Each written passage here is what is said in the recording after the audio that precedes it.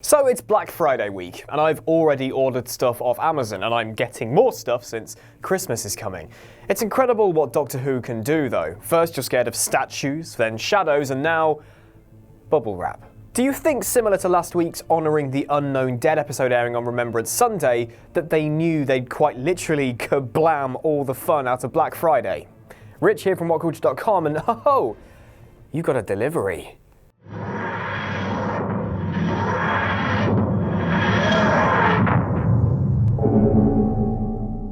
Conceptually, I think KaBlam is brilliant. I love seeing the universe in action. Normal things we're used to, but futurized. We've seen hospitals, motorways, libraries, banks, and now we're seeing, essentially, Amazon. Normally, you don't really think that there are just normal people out there during these adventures. Usually, we're just so engrossed in these self-contained stories. People are living, breathing, and buying tat on KaBlam. Turns out the Doctor orders from there too, but she, or he in this case, didn't pay for KaBlam Prime. He, Dr. 11, ordered a Fez and it took 2 regenerations for it to arrive, and she, 13, received it. I would definitely pay for Prime if delivery is that bad. As for that Fez though, she should have just kept it on throughout in my opinion. Just quickly skipping forward briefly, there's a moment where Ryan, Yaz and the Doctor hide in a cupboard, and after Yaz makes a poking the wasp's nest comment to the Doctor, she mentions about the time he met Agatha Christie, and I did that sort of jostling around excited thing. Series 4's Unicorn and the Wasp was pretty silly, but also pretty great. I do love it when the show references its past, so on a big old tangent, that's today's first up. But with the Doctor's delivery comes a message. Printed on the back of the delivery slip is, "Help me. Someone's in trouble and Team TARDIS want to help. We know that this lot are morally lovely, so spin that hourglass and off we go." We land on the moon of Kandoka, which is entirely used by KaBlam as a main warehouse and distribution center, which doesn't really sound that stupid, really. We know these big companies will end up with space this ridiculous at some point in time. Apple ended up buying a chunk of Battersea bloody power station for their own use, for God's sake. Do you know what? F it. What culture get Wembley Stadium, Amazon can have Big Ben, and Facebook can have the moon. The Doctor and co sneak in on work detail, much to the dismay of Ryan since he's done all this before, to get to the bottom of this not-so-cryptic message. For a warehouse of this size, only 10,000 people work here, and a couple of, I don't know, few million Smiler/C3PO love children. The future comes and things go automated. It's kind of how things happen anyway. The robot uprising, as it were. 10% of the workforce by law must be organic, which I think is an interesting take on this whole automated future. Now, I was concerned this whole episode would revolve around a big statement on Amazon and how it treats its workforce, but thankfully it doesn't really go that way. Sure, it does draw parallels, I mean, when does a TV show not?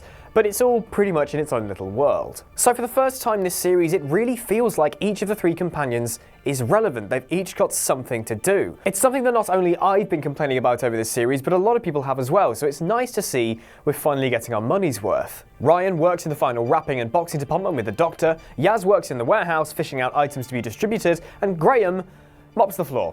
Lovely. Each character had a separate arc going through at least the first act of this episode, and it was great to see. No one was just lurking about in the background, just being there for the sake of being there. Ryan was exchanging pleasantries and subsequently introducing Kira, Yaz was exchanging pleasantries and subsequently introducing Lee Max Dan, and Graham was exchanging pleasantries and subsequently introducing Charlie. Doesn't sound that interesting on paper, no, but it's a damn sight better than Ryan going, "Look, a creepy robot." Eventually, Ryan and Yaz do come back together and the story goes from there, but unlike before, nobody felt inherently useless.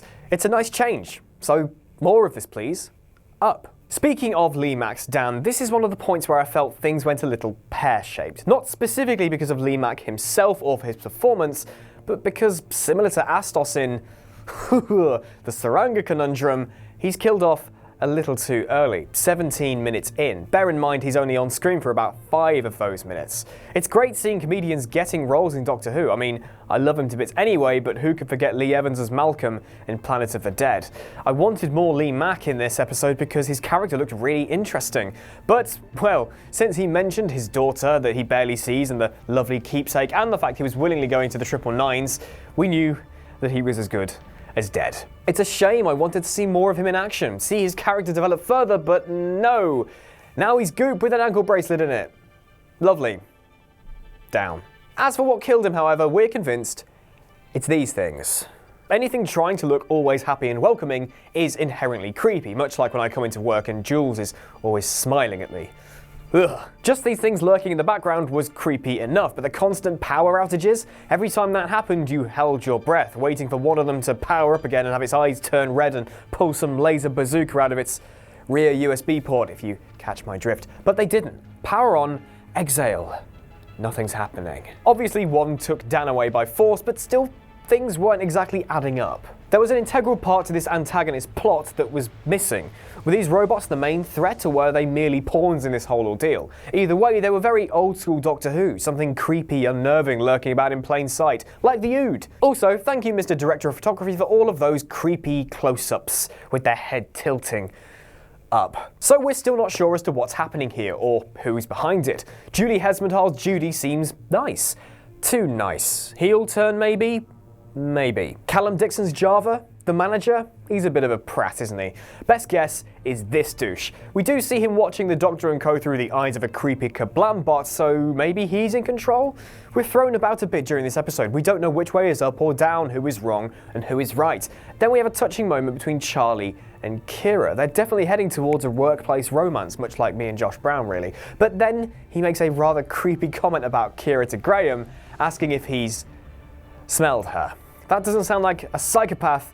I don't know what is. We've seen that he's a bit useless with love, so maybe that was just an offhanded comment. Surely this doesn't mean he's some crazed villain. Oh, piss balls he is. But second quick tangent before I go on about super heel turn Charlie, can we take a moment to appreciate that conveyor belt scene? Well, appreciate might not be the best word for it. I was getting major Toy Story 2 vibes from this scene, which isn't a bad thing, but then the weird high five leading up to falling onto another conveyor, then disinfecting detected alien contaminants with lasers. I know Doctor Who is overtly silly when you stand back and look at it in its entirety, but this was just plain dumb.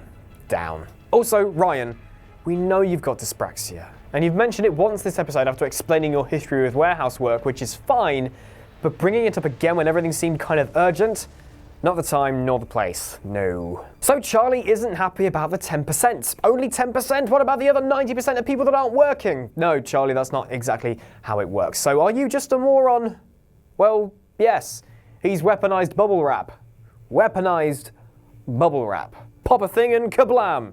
See what I did there? Once you pop, you quite literally stop. He hacked the system to lure test subjects down to the completely unmanned distribution area of the complex to blow folk up, and since he knew it was all working, he was going to murder thousands of customers to make a point about robots malfunctioning, even though he is the spanner in the proverbial works. He is the reason the robots are unwittingly delivering a box of death to people. I'm almost certain they didn't order that. This misdirection and bewildering approach to how the antagonist was teased and eventually introduced is getting an up from me. Charlie, however, is a bit of a moron. Still, I enjoyed his turn and how he realised he f***ed up massively when the system caught on to him. You see, the system is clever. It's obviously partially sentient. No person sent that help me. It was the entire operating system behind the automated part of KaBlam crying out. What a brilliant way to do things. Poor Kira, though. She didn't need to die, but obviously the system wanted revenge. Getting one Kerb bot to sock him in the face didn't work, so let's sock him in the heart. Absolutely f*** you, Charlie. You kind of deserve to die. Speaking of which, this episode closes with the Doctor figuring out some way to stop the delivery bots from teleporting away and killing a ton of people. She manages to reroute all of the robots' destinations back to the spot they're standing in and tells them to open the packaging and pop the bubble wrap themselves. Nothing organic is hurt. However, this still seems a bit off, even for the Doctor. Many have mentioned that her moral compass seems to be a bit all over the place in this series. She willingly suffocated a ton of spiders and arachnids in the UK, and after calling out Ryan's robophobia earlier on, she's willingly ordering many robots to essentially die too? We know that the Doctor isn't always trying to find the best for everything. Remember the Christmas invasion? Send the Sycorax leader to his death with the Satsuma? No second chances, I'm that sort of a man. Jodie's Doctor bleeds positivity. No companions or assistants. These are my 3 new best friends. We've seen her be serious, and when she does this, she does it really well, but I'm still not sure in which direction her moral compass is really pointing. With Charlie amidst the about to kill themselves robots, the Doctor still gives Charlie a choice to get out of there and survive. Now, usually the Doctor would just grab him and run, essentially forcing him to survive, but no, not here. He just stands there like a lemon and gets blown to smithereens. Some say he deserves it, and I do kind of agree, but don't you think the Doctor would have really made the effort to actually save him? You'll have to let me know in the comment section down below as to where you think she really stands. Usually it's only the Daleks that make the Doctor question their own ethics, but obviously not so much anymore.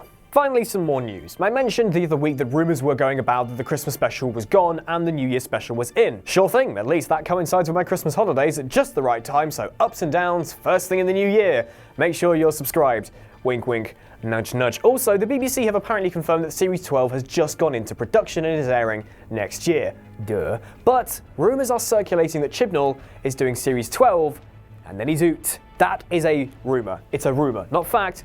Rumour. But let me know what you think about that and what you thought of KaBlam in the comment section down below. Chibnall steps away from the main writing duties and the episodes overall seem better. Could this rumour in the end be a good move? Well, we'll have to wait and see. Don't forget to head to whatculture.com for lists, news, quizzes and more, all delivered by the creepiest smiling robots imaginable. And you can follow me on Twitter at PickupChangeToe. I'm Rich from What Culture, and I'll see you next week.